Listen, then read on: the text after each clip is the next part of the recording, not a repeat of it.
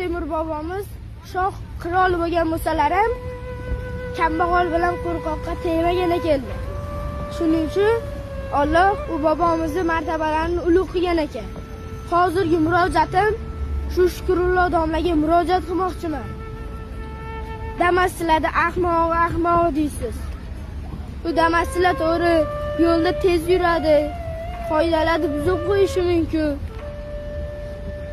Shularni ahmoq deyish kerakmi shuning uchun?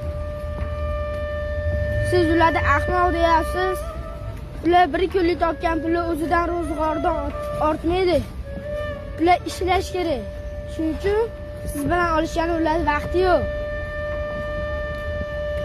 Siz u tepada lavozimda o'tirganlarni, xalq pulini yeyotganlarni, korrupsionerlarni siz gapiralasizmi? Sen yurt pulini yeyapsan, korrupsiya qilyapsan, 6 yil, 7 yil o'qiding, diplom uchun. Ahmoq deyalasizmi? Deyolmaysiz. Ular sizni bir kunda ko'vishingiz to'g'irlab qo'yishadi. Ularning qo'lidan keladi. Ular siz bilan olishadi. Nega ularning vaqti bor? Bu damaslarning vaqti yo'q. Ular ishlash kerak.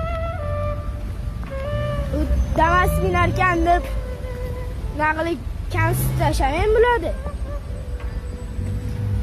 Bitta ish qiyin.